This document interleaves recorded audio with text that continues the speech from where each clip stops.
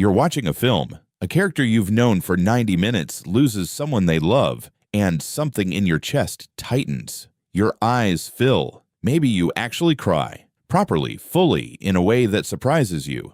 And then you think about the last time something difficult happened in your actual life, the real loss, the real disappointment, the real conversation that should have broken you open, and you felt almost nothing, or something muted, something distant, like watching your own life through glass.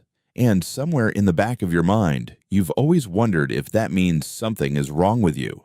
If the fact that a fictional character can reach you in ways your own life sometimes can't is a sign of something broken. Here's what's actually happening, and it's far more interesting than broken. Let's start with what crying at fiction actually requires, because it's not simple. When you cry at a film, your brain is doing something genuinely remarkable. It is generating real emotional responses, real physiological arousal, real activation of the limbic system, real release of stress hormones, and then relief hormones for something it knows on a rational level is not real. The character didn't actually die. The relationship didn't actually end. Nothing actually happened, and yet your nervous system responded as if it did. Neuroscientists call this the paradox of fiction. The rational brain knows it's a story. The emotional brain doesn't entirely care. And the emotional brain, it turns out, is significantly faster and more powerful than the rational one. By the time your prefrontal cortex has finished noting that this is a film, your amygdala has already responded to the loss as if it were real. The tears aren't irrational, they're the emotional brain doing its job before the rational brain could intervene. But here's where it gets genuinely interesting, because the question isn't just why you cry at fiction,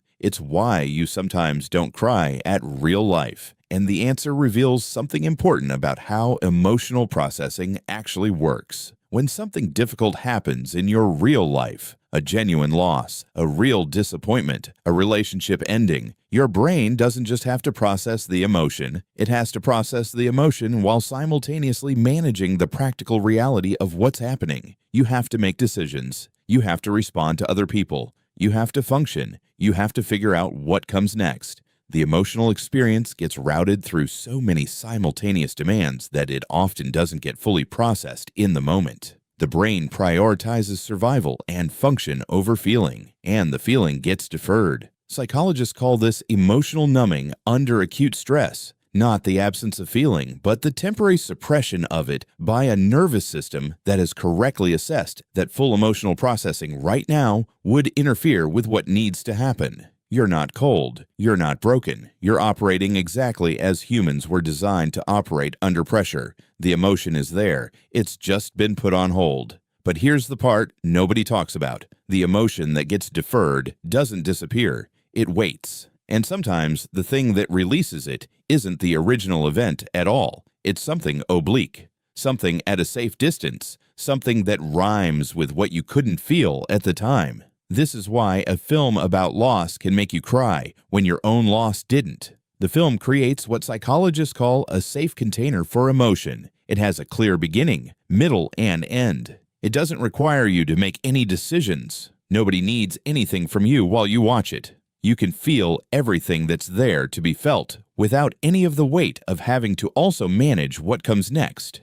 The fiction gives your emotional system permission to process what the real event couldn't. And here's what's fascinating about this. Aristotle noticed it 2,500 years ago. He called it catharsis, the emotional purging that happens when we witness tragedy in a safe fictional context. He observed that people left Greek theater having processed grief, fear, and pity in ways that seemed to benefit them. He was describing, without the neuroscience, what we now understand as the emotional processing function of fiction. Stories aren't just entertainment. They are, for many people, the primary place where emotions that couldn't be felt in real life finally get felt. Research from the University of Toronto found that people who engage regularly with literary fiction show higher levels of emotional intelligence and empathy, not because reading makes them more emotional, but because fiction gives the emotional system regular low-stakes practice at processing complex feelings. The person who cries at films isn't more emotional than other people. They may simply have a more practiced, more available emotional system. Now let's talk about another layer, because for some people, the gap between feeling fiction and feeling real life isn't just about stress management. It's about protection. If you grew up in an environment where your emotions weren't safe, where feeling things too visibly led to dismissal, punishment, or being made to feel like a burden, you may have learned to close the channel to your own emotional experience, not consciously. The nervous system learned that real feeling had real costs, so it built a distance between you and your own emotions, a kind of glass wall. But fiction is safe. Fictional grief is grief that can't hurt you. Fictional love is love that makes no demands. Fictional loss costs nothing.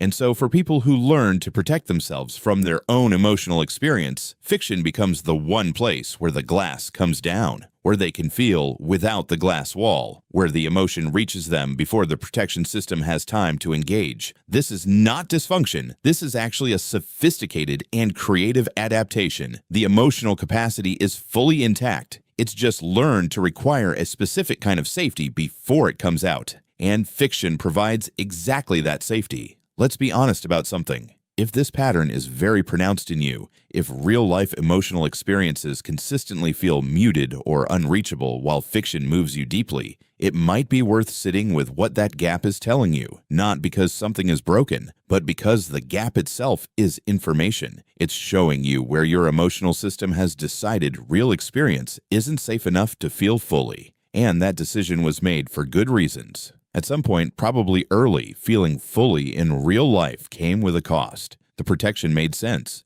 but carrying it into adult life, into relationships, into grief, into moments that deserve to be felt, eventually has its own cost. The glass wall keeps pain out, but it keeps connection out too. The path forward isn't to force yourself to feel. It's to create slowly the same conditions in real life that fiction already provides. Safety, no demands, permission to feel without having to also manage what comes next. This is, not coincidentally, exactly what good therapy feels like, and exactly what certain kinds of friendship feel like. The fiction didn't give you something your emotional system doesn't have. It gave you a context your emotional system could trust. That context can exist in real life too. It's just harder to find, and harder to build. And it requires a kind of vulnerability with real people that a film never asks of you. Here's the thing about people who cry at films but not at real life. They are not emotionally unavailable. They are emotionally available, but conditionally. The condition is safety. And that condition is not a character flaw. It is a history.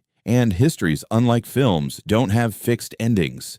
You get to write what comes next. Subscribe to Brain Decoded for more psychology that explains the things about yourself that have always seemed strange, but actually make complete sense. And if this describes someone you love, the person who weeps at fiction but seems unreachable during real difficulty, now you know they're not cold. The capacity is there. It just needs a different kind of door.